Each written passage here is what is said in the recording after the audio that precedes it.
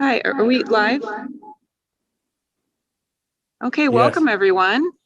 We're really excited to be here today to present Social Learning Across Content, a coalition to promote interoperable, accessible spaces for students and instructors. Even if you could hand me my notes there for just a second. We're going to have a discussion format today. We're going to kick off with Dan Whaley, who's going to give us a little bit of an overview and background on the coalition, why it was formed, and what we hope to achieve. And then we're going to hear from a variety of different participants and why their organization and why they personally wanted to get involved. That bit of the session we expect to take about 20 to 25 minutes.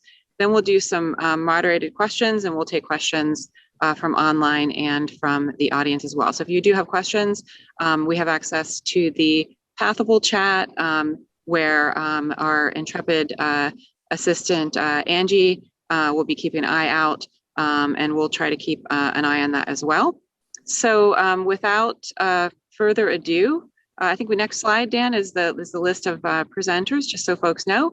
And people are going to be telling a little bit about themselves and their organization, so I won't take too much time here. And I will hand over to Dan Whaley to kick us off with background on Slack. Thank you. Thanks, Heather.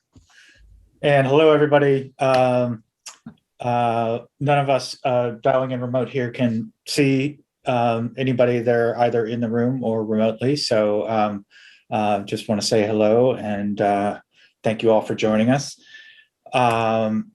My name is Dan Whaley. I'm the founder of Hypothesis. In simple terms, we are building an open source standards-based framework to enable a world of diverse collaborative services wherever you are, all based on annotation, which is, as we think of it, a kind of a new unit of speech on the web that's been through and just standardized by the W3C a couple of years ago, and based on kind of open source building blocks, some of which we build at our organization. And I'm here to talk about this thing called the Social Learning Across Content Coalition. There is a website, slack-coalition.org, which everybody can take a look at.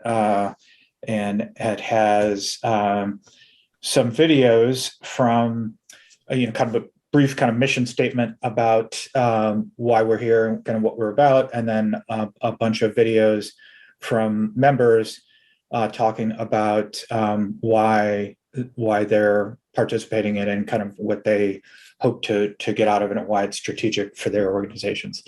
But in simple terms, from our kind of mission statement, we believe that people are learn better when they're learning together, and that digital content and technologies are opening up new opportunities for social learning. But students and teachers need tools that work the same no matter where they are, not different tools for different platforms. So this coalition of content platforms, publishers, providers, schools, and other stakeholders are working towards a vision where social learning can take place in the same way, regardless of technology or vendor. And we have a bunch of members, most of which are listed on the website. We have a few new entrants over the last month that are not, notably Elsevier and ProQuest, which have recently joined. And so if organizations that are here or are paying it, kind of in the audience, or that might be interested in participation in this technical kind of standards and recommendations activity, definitely let us know, and we'd love to include them or have discussion about our aims and potentially include them in membership. So just a little bit of context first. So this is a social learning and educational oriented framing for this group of members, although the benefits aren't limited just to the classroom. Obviously some of the work that we're doing might apply in broader kind of digital environments in scholarship and so forth. But the initial kind of organizing principle is a kind of a learning one, particularly because the digital environments for learning, like the LMS and so forth, have particular properties that make some of what we're trying to do more challenging. And so the goal of the group is to address that.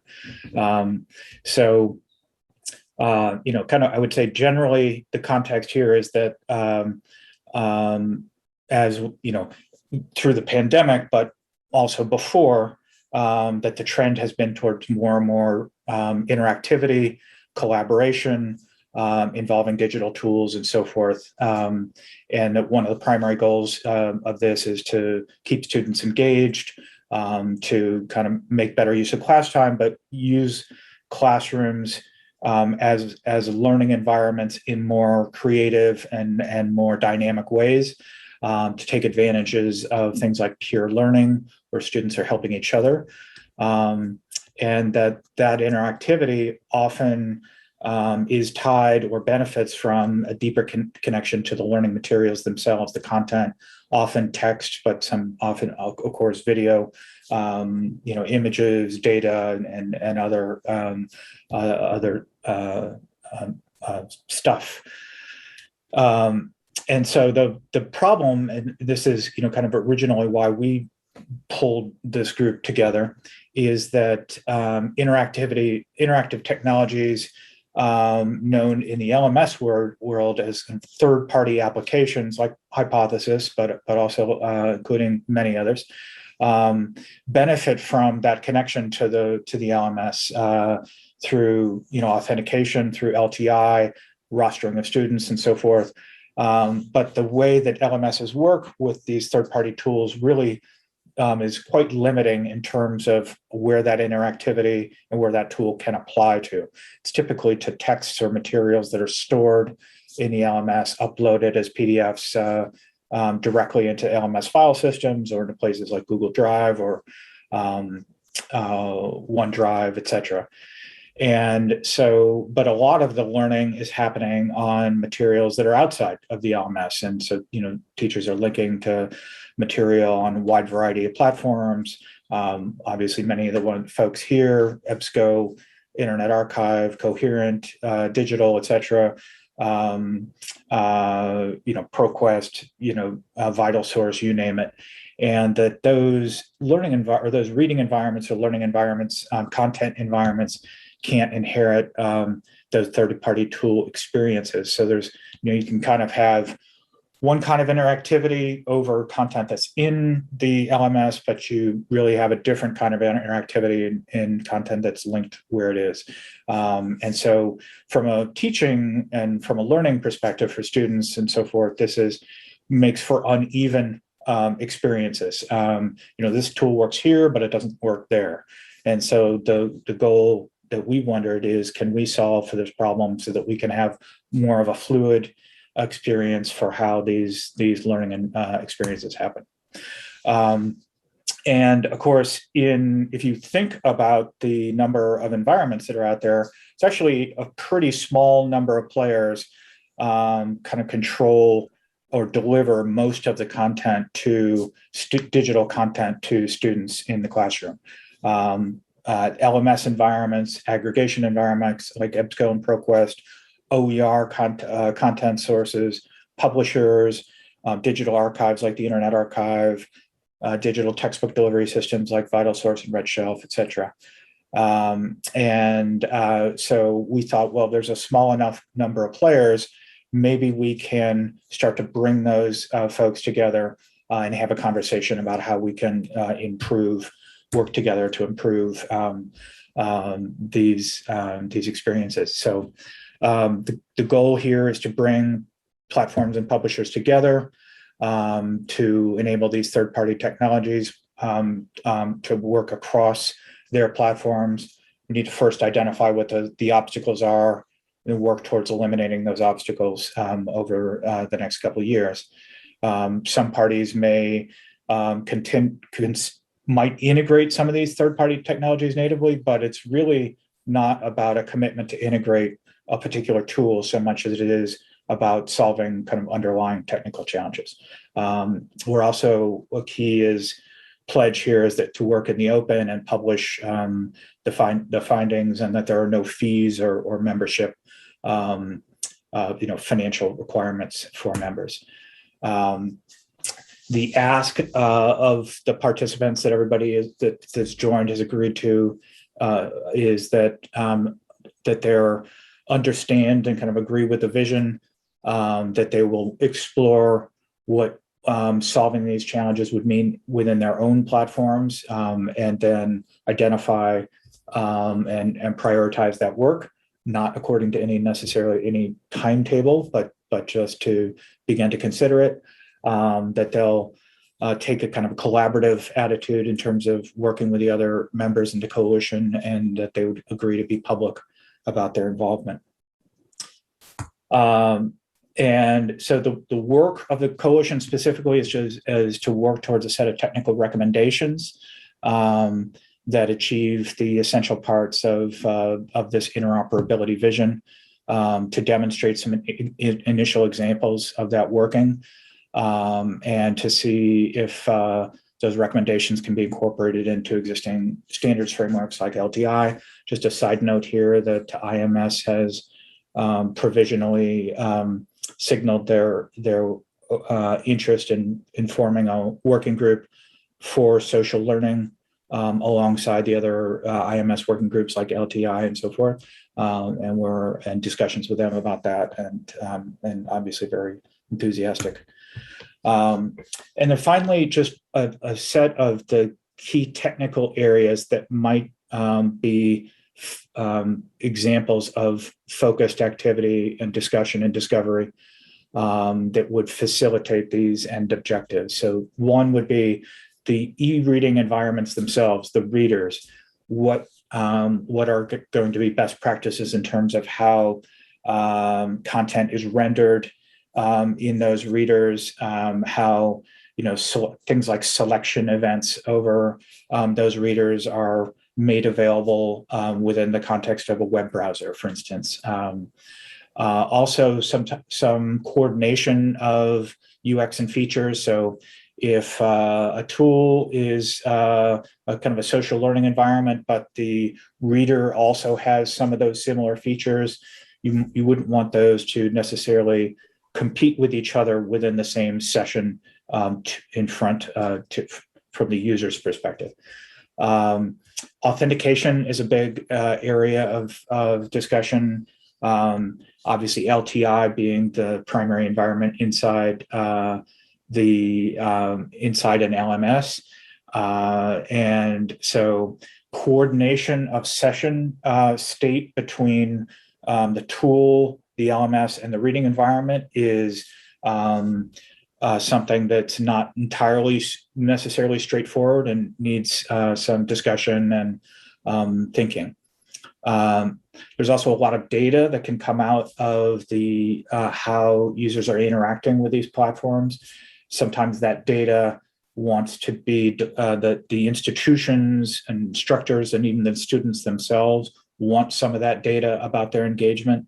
There are standards out there in the learning world, like Caliper, for instance. And so how should we think about how data from these different platforms is kind of coordinated and delivered in a way that's consistent with privacy, best practices in privacy. And then the last area that is probably worth spending time on is the environment of the LMS itself. Oftentimes, the way most of these LMS environments work is that a third-party tool needs to be applied individually to every single reading in a syllabus by every single teacher that wants to deploy that tool. But it's possible that sometimes that some capabilities might want to be universally deployed by administrators across all readings at a school, like the ability for the students to help each other in the text. Maybe instructors can selectively disable that, but it'd be more powerful if some basic principle kind of primitives for interactivity could be more universal. So actually, this is an extra slide from somewhere else. So that's kind of it from the kind of the overview perspective. And I'll pass it back to Heather. I think we're gonna hold questions till the end. Is that right? Or okay.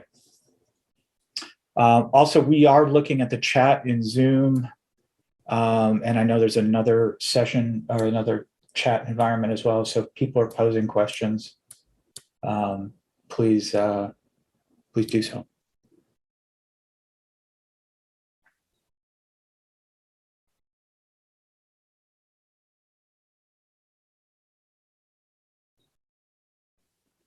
Thanks, Dan. We appreciate that introduction. And we're going to go through the other speakers who will talk over their slides. And I just have to say thank everyone for bearing with us. It's very exciting. It's like that scene in Apollo 13 when they dumped out all the stuff on the desk and they tried to figure out how they were going to make a air scrubber. We're trying to make a hybrid conference here. So, you know, you'll be able to say you were here, you know, when we were making it happen, and we've got great folks who are on the case. So I'm not going to speak again as we go through these next slides. So if you see your slide, go ahead and jump in. And then after everyone has gone, we'll go into some discussion questions. So thank you, and we'll hand over to Peter. Thanks, Heather. Appreciate the intro. And thanks to Dan for giving an incredibly excellent and succinct overview for Slack. My name is Peter Brantley, and I'm the Director of Online Strategy at UC Davis. And I have a broad background in various types of digital library situations, but primarily I would say in a research university environment. And so, you know, my thoughts are going to be somewhat colored by that, but I am also cognizant and can speak a little bit about some of the interests of the broader library communities, including public and certainly community libraries as well. So I just want to frame our reasons as a large research library for being involved in Slack and why we feel like it's particularly interesting and really relevant to our mission and our priorities. So I think for many of us in college and university libraries over the last few years, we've increasingly started to have an interest in how we can support the learning initiatives of our campuses. We've become much more deeply integrated into sort of the educational apparatus and started to assume a much more active role in our communities, not simply licensing books and journals, but also trying to assist in the learning process itself.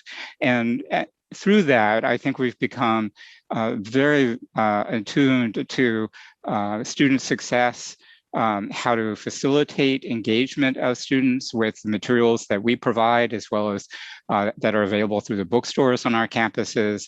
And we're searching for ways to integrate our services more deeply into university and higher education environments. So I think, you know, for many years now, we've been licensing books and journals at some cost to the campus and the states and our backers, and yet we've had relatively little daylight into how they're being used. And although that's changed over the last few years with various types of statistical measures, one of the things that we were most keen on, given this change in orientation to the student perspective, is to make sure that they are utilized by the student community.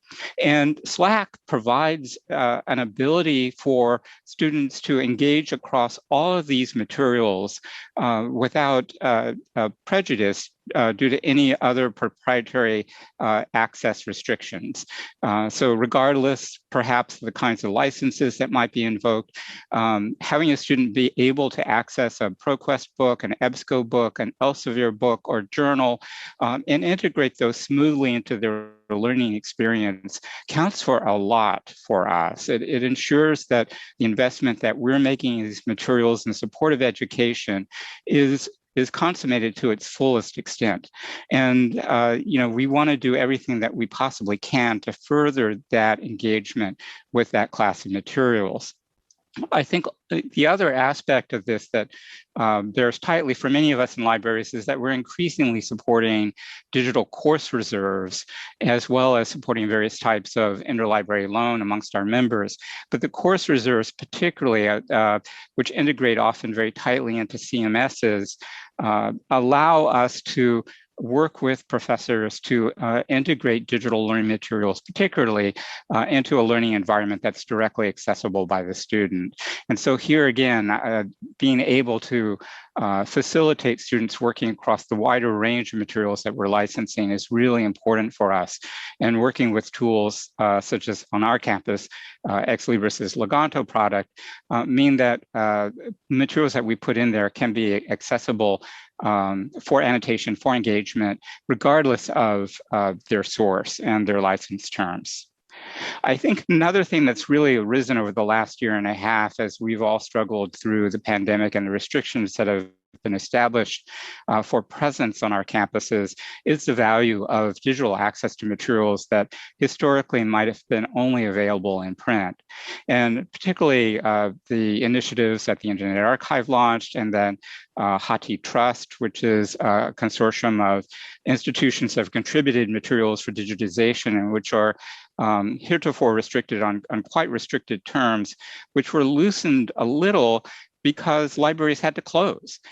So without the access to the print material, Lti Trust was able to allow a little bit more digital access to these digitized books that we contributed into this consortium. And that release of materials, I think, really opened the eyes of faculty and students to the merits of being able to work with those materials in a digital context. And so I think there's a wave of interest among libraries and in publishers of supporting what's come to be called controlled digital lending. And NISO, the standards organization, is leading an effort to try to establish some standards, protocols, and best practices for publishers, platforms, and libraries in this area. And here again is a space where Slack would be hugely contributory toward a much deeper type of learning engagement than we've had before, opening up both a wider range of materials as well as new kinds of access.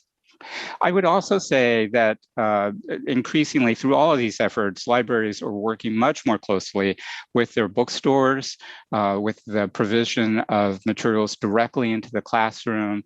And another way that we're doing that is fostering the growth and development and adoption of OER, open educational resources, and attempting to make them more relevant to our student bodies, sometimes through the incorporation of culturally sensitive materials that allow students to see themselves more in the science or the humanities or the social science that's being presented to them, and in a wider variety of ways that allow people to interact and work with these materials directly. And here again, any type of initiative that allows students to be able to roam not just across vendor-based products, but open source platforms, open educational platforms as well, such as LibreText on this campus and many others, as well as other platforms. This kind of interoperability, even in OER, is critically important to foster student engagement. So those are some of the reasons why I think libraries, and particularly university libraries, college libraries, are particularly interested in supporting this. And with that, I'd like to pass it on to my next colleague.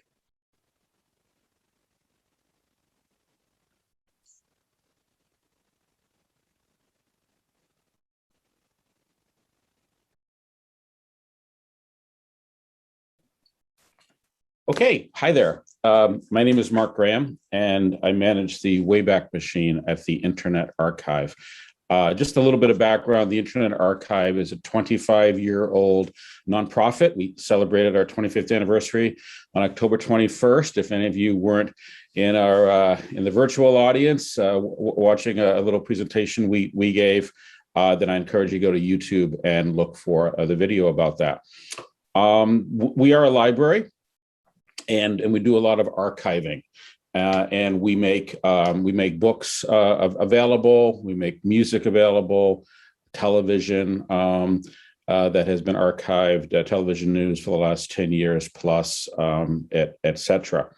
And when Dan first talked to me about the Social Learning Across Content Coalition, I was very intrigued, and immediately I just said yes. I thought that the effort of bringing people together on a kind of a big idea without being beholden to a specific technology or approach was really something that was important, and that I wanted to get behind. It's kind of the spirit in which I think Hypothesis has been a leader in the space of annotation through their iAnnotate conference as well, which has brought together people coming at this from different perspectives, with different goals, and certainly with different technologies.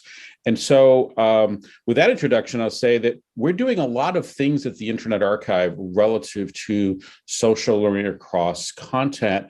And maybe Slack is giving us a framework to think about that in a little more of a structured fashion. One example is a lot of the work we've done with Wikipedia over the years.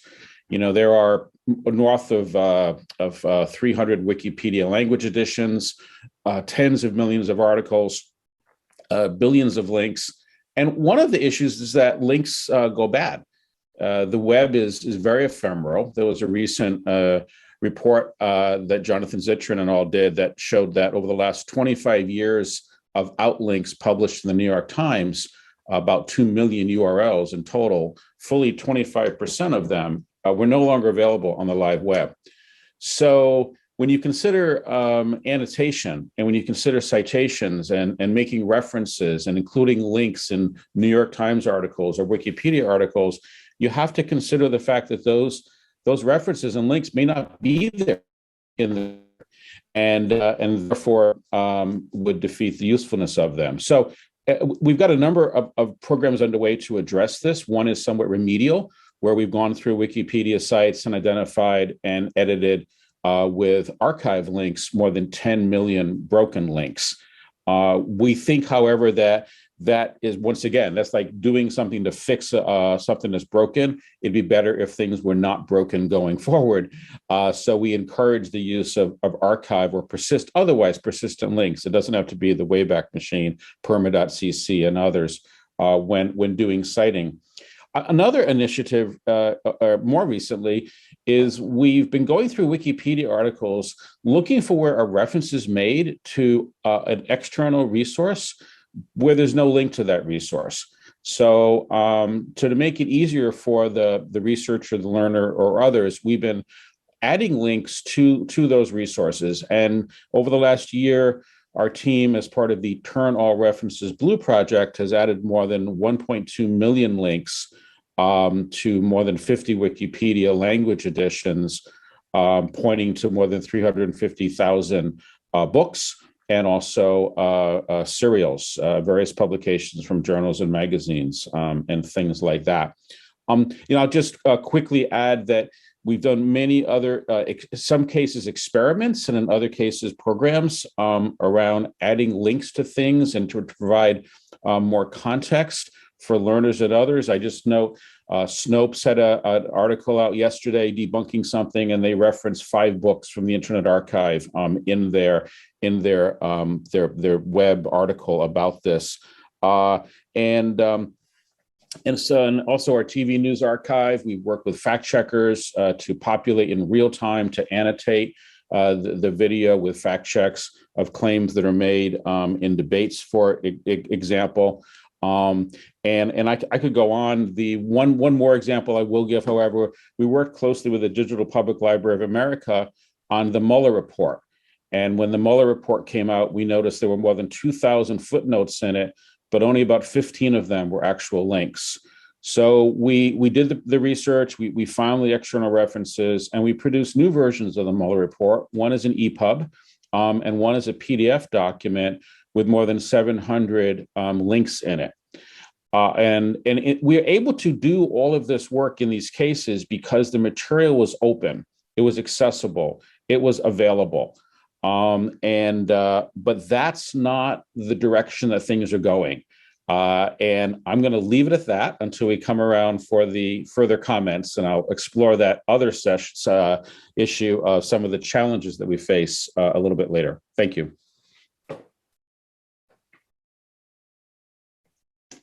Next person.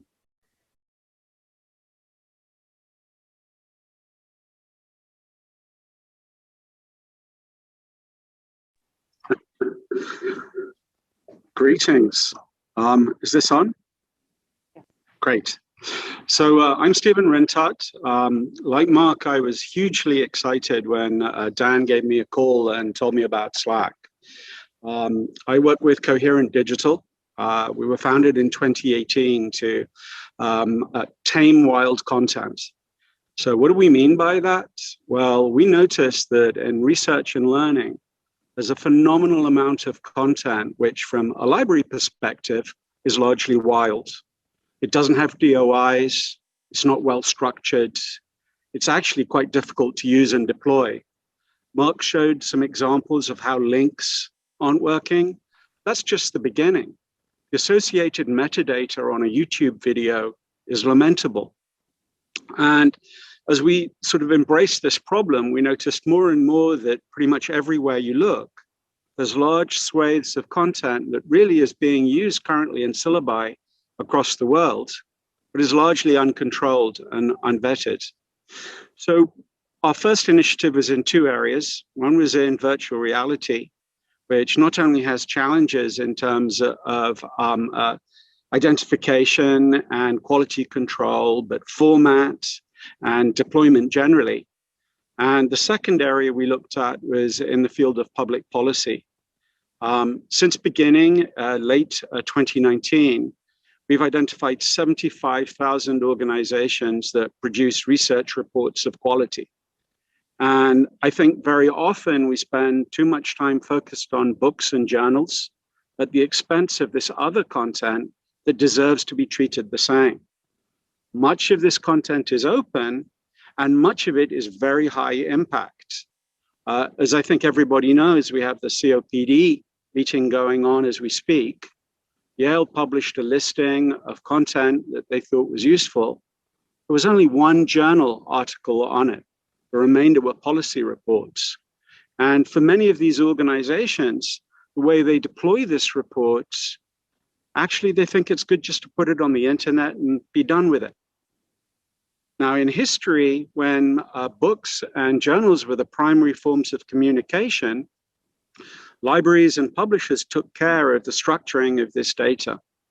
So what do I mean by that? They would add ONIX records. A&I services would make sure to add subject tagging. Controlled vocabularies in specific disciplines would ferret out the most important articles. There'd be more and more layers of value added. So today, though, many research institutes don't think like that. If you take a typical university, let's just take the University of Delaware as an example, they have 55 research institutes at the University of Delaware. Only 2 or 3 of these are actually strongly deployed on the IR. The remaining content is actually just thrown up on the web. Sometimes it's well cited, sometimes it isn't. Sometimes it's crawled by Google, sometimes it isn't. Sometimes it's buried deep in an archive.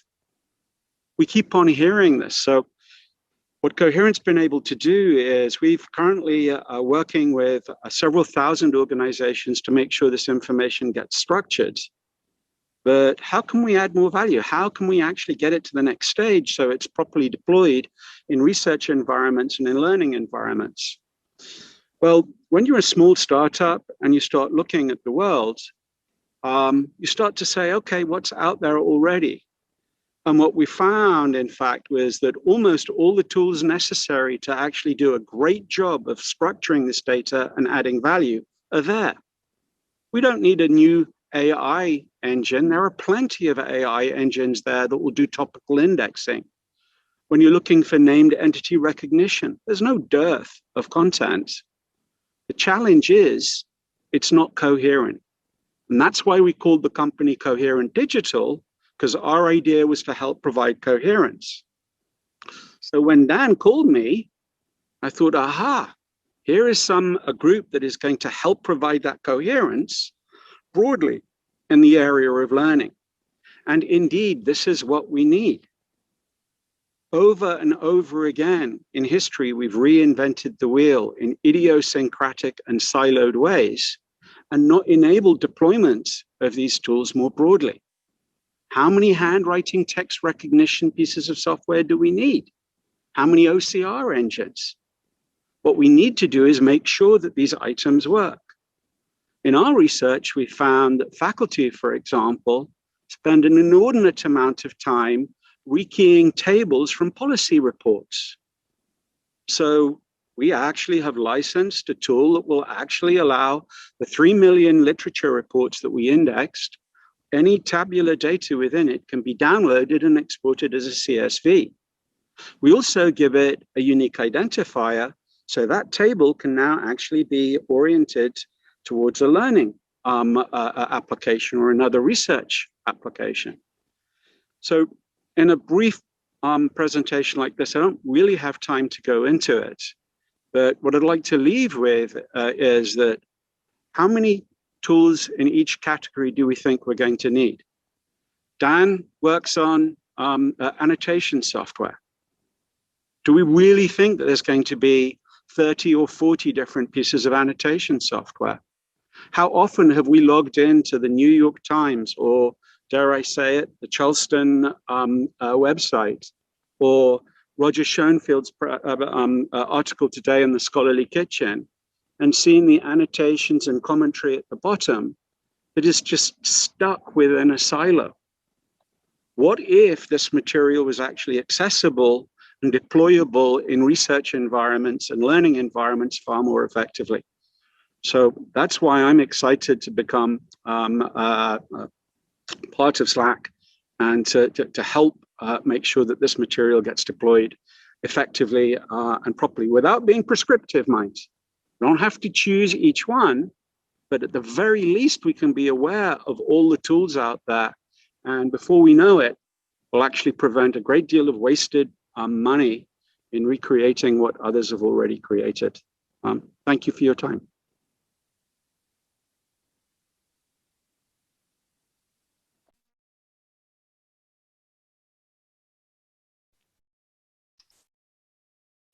Well, good afternoon, or good evening, or good morning, wherever you all might be today. My name is Donna Shaw, and I am Director of Product Management at EBSCO. And I've been at EBSCO for almost 5 years now, but I've actually been in product management the majority of my career, probably about 25 years. So I ask you not to do the math on that.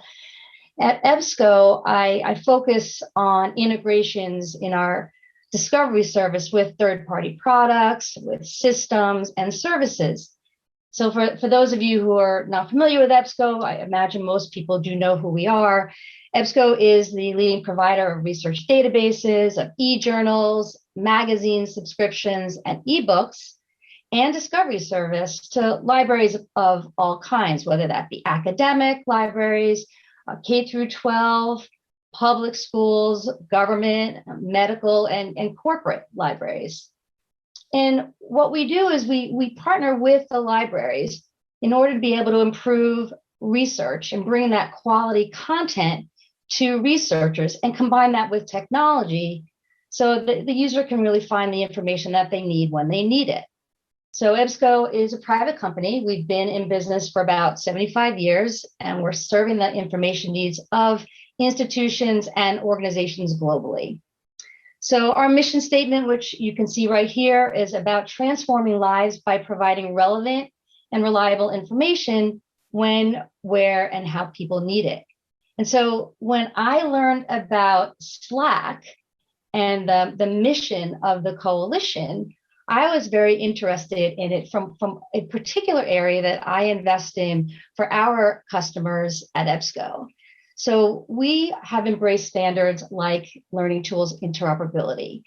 And the reason that we've done that is that our customers have come to us and said, we want to be able to see a more streamlined workflow for faculty when they're trying to access library resources and make them available for students as part of their curriculum. And we've heard about the challenges that faculty experience in trying to do that. They copy and paste links that end up being dead links, bring those to the LMS. The student tries to access them, something expires, they can no longer get to it, and it's a frustrating experience for the student. Or they try to download that full text PDF and then copy that into the LMS to be able to use as part of the curriculum. And we deal with copyright infringement issues when that kind of thing happens. Also, in that scenario, it's difficult for librarians to be able to track the usage because it's now no longer part of the system where that usage is being tracked. And so the whole idea around supporting LTI integration is to be able to streamline that workflow that faculty are going through as they're searching for library resources, bringing that directly to the learning management system, allowing them to add those links without them being challenged for additional authentication or anything that would create a link to be no longer working. And then make that information, those links, available to students within the learning management system where they're coming to access their curriculum. And we understand this is important for librarians who really do care deeply about supporting the curriculum development for faculty, and also for making library resources easily accessible within the learning management system where faculty are building their curriculum and where students are accessing it.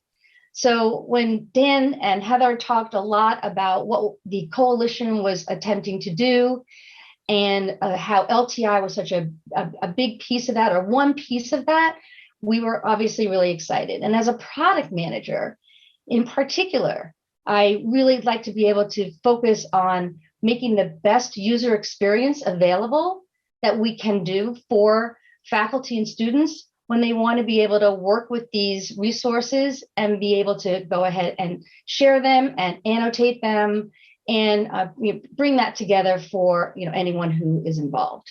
So with that, I guess I can turn it back over to Heather. Thanks, Donna. And Dan, if you can stop sharing now so we can maybe give a view that includes the various speakers, since we're going to have a little discussion format. I want to start with a question for Peter. Donna kind of led us into this question by talking about an emphasis on student success. I know that I've heard you speak in the past about the importance of pedagogy, students learning from each other. I wondered if you could just dig into that a little bit deeper, and then after you, other speakers will have an opportunity to weigh in. We're going to try to do that by alpha order, so we'll feel like we're back in kindergarten or preschool, but we'll start with Peter. Heather, what exactly was the question? We're starting with Peter, student success and students learning from each other. Okay, thanks, Heather. So yeah, that's of real interest to us at UC Davis, and I'm sure most libraries. One of the things that's been a marked trend over the last couple of years, particularly through the pandemic, is a move away from just pure traditional textbook models of instructional materials. And with that transition away toward a more inclusive reach toward perhaps non-traditional materials, including preprints, blog articles, news articles when they're relevant, podcasts, a wide variety of content. One of the things that we're seeing, particularly in the larger virtual environments, are efforts to foster students being able to form groups and establish channels of communication with themselves over certain types of material that aren't necessarily confined in proprietary platforms. There are a variety of of a relatively small number of proprietary platforms used in higher ed and learning environments, from Whaley, Cengage, and others. But I think over the last year and a half, people have really wanted to try to open up student engagement across the range of materials that they've been using in virtual learning environments. And as a consequence, the kind of environment that Slack could offer students would enable them to have the kind of conversations across a wide variety of content types that would really foster this kind of engagement. And I think that the whole orientation toward how to prepare materials for learning in large classrooms particularly, but also in small seminars, and how to develop richer integration with student interactions for the teachers, for the professors, is something that's receiving quite a bit of attention. And so I think libraries could really assist in this transition and understanding the challenges of this through efforts like Slack.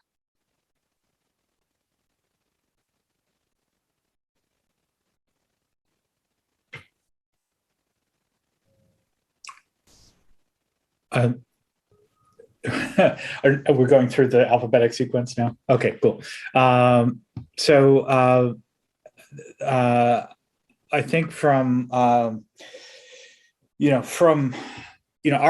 goal is at Hypothesis but more importantly with Slack is to, I remember when I was in school, I would lug this big old textbook home, especially when I was, earlier, in freshman and taking these, kind of survey courses and so forth. And, you just struggle with the material, kind of by yourself and, hope that you've gotten enough of a sense of things that by the time, you get into class, that you can, keep your head above water. And I think that the promise of the social learning is to leverage this, phenomenon whereby collectively the people in your class that are going through the same experience, learning the same material, can benefit from each other. And if we have scaffolding that lets the primary tool, collaborative and community tools within that classroom work in the most number of places, so that you can, leverage those modalities, whether it be annotation or some other kind of interactive, could be live video chat or something, and work, kind of in the margin of the content wherever you are, in a kind of consistent way across platforms, then that's a super powerful thing. I mean, that's the kind of superpower that I wished I had, when I was a kid. So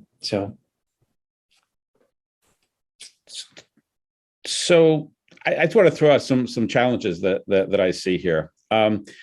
So in order to be able to annotate, comment on material, it has to be available. Has to be persistently available. And so here's 4 different challenges. 1, books, ebooks especially. Books published by Amazon, Kindle, Kobo, Apple, Google, and others. Proprietary formats encrypted.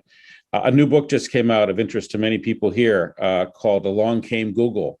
It's a history of the digitization of libraries. I read the book. I bought many copies of it for many of my friends. I can't annotate it. We can't have a social a digital conversation about that book because it's proprietary and it's encrypted and it's locked up and I can't access it. That bothers me. Here's another one, streaming video. Fox Nation, Tucker Carlson's got this episode going on about January 6th. Love to have a social conversation about that. Can't do it. It's locked up. It's streaming. You can't access it. Here's another one. The web itself. Something like 50% of 100 news sites that I recently surveyed were paywalled. And almost every one of the top 20 websites, news websites that I researched are paywalled. How can you have a conversation and socially annotate an article in the South China Morning Press about COVID if you can't access it? Maybe in a reliable fashion. And I already mentioned the degree, the impact of ephemerality of things that are web resources that are not paywalled. And here's a fourth category: podcasts. Wonderful, beautiful, but can I talk about them? Can I annotate them? Kara Swish has got this cool podcast about succession.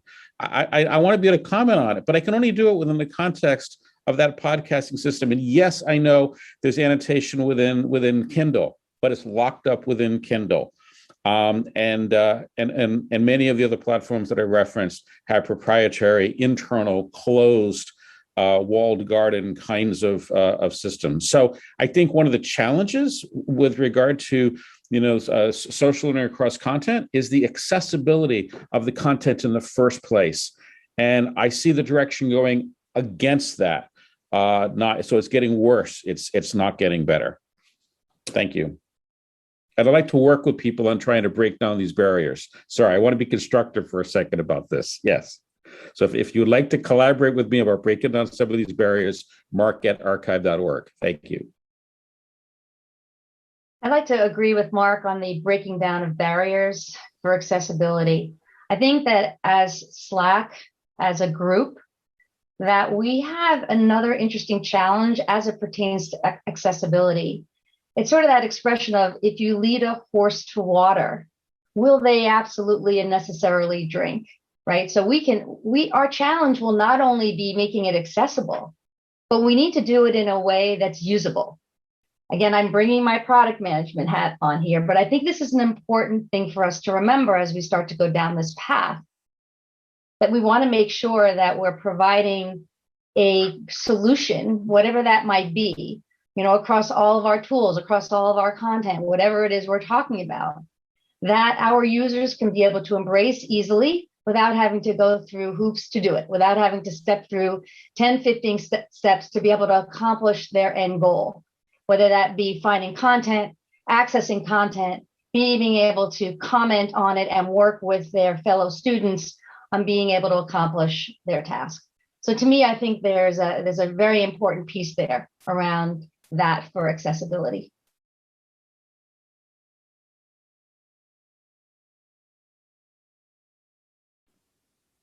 Thank you. And I just have to note here, I was always at the end of the line in high school, and I'm back at the end of the line. I've got my first name, Stephen, put me towards the end. My last name, Rhind-Tutt, put me towards the end. So no change here. Dan, you were lucky they chose first names. So yeah, look, I think there's a consensus here. For me, what's interesting is if we look back in history, railroad companies attempted to control a vast amount of content by monopoly power. So they controlled grocery distribution, they controlled labor, they controlled many things just simply by virtue of the strength of their traffic. Today, a ton of research is happening on platforms like YouTube, Google, and it's not good research and it's not good learning. So when we look, it's our community that actually has the best chance of sorting this, because this is what we've done, librarians and publishers, for hundreds of years. So the question then becomes, how do we effectively do this? And the answer is not baking functionality in to specific platforms. It just isn't. No matter how big Whaley is or Elsevier or whoever, they're not going to be able to do it. Why is it that Facebook can deploy a piece of content to close on 3 billion users in under a second, and yet the same journey for academic discourse is measured in months, and occasionally for monographs in years? That is not going to work. We have the tools to be able to actually deploy this material effectively. They're all there. They're just not deployed coherently. And yeah, I think I'm just going to stop there, because for those of us in the industry, when I look at the initiatives in the early 60s to create A&I databases that attempted properly to control what was then a hugely messy form of publication, and through things like SFX and DOIs and pearls and permalinks and a whole infrastructure that we built, I believe we've actually very effectively controlled now and provided significant value added to the worlds of journals and books. We've got a ways to go, as we've talked about today. The real challenge, though, is how we actually going to get that other content properly disseminated, properly baked into research processes and learning processes. So Stephen, I'm excited that you mentioned challenges, because we just have about 4 minutes left, and I'd love to go to each person in turn. Since Stephen kicked off with some of his challenges, what are the challenges you're most looking forward to kind of digging into? And we'll start with Dan. I think challenges here are, just from a practical perspective, are pulling together the coalition to get into the work here, and really focusing our attention on the key challenges and kind of organizing. So that's a challenge, and we've identified some technical resources that can help to do that. We're also working to get a call for participation through the IMS separately. So those are some kind of just logistical challenges here. I think I think the second challenge is just in moving from kind of the technical recommendations to actually getting in priority within product schedules, which are always kind of jammed up in technology organizations. So making sure that we, get code and product shipping that supports the kind of the global aims of these organizations. And then lastly, I think it's bringing the vision of what's possible in front of students and teachers and institutions, so that they really understand deeply kind of what's possible if we kind of all pull on the same oar together. And translating kind of what a small group of people are seeing to a much larger audience is, kind of always a fundamental challenge. So, but I think with the group that we've got here, it's just phenomenal people inside of great organizations. We can get these things done. I think we're going to have to leave it there, because the pathable time clock waits for no man, woman, or child. Please don't hesitate to reach out to us if you have further questions, especially if you'd like to participate. And thank you so much to our speakers today, for those of you who joined us here in the room, and those of you who joined us online from around the world. Thank you so much.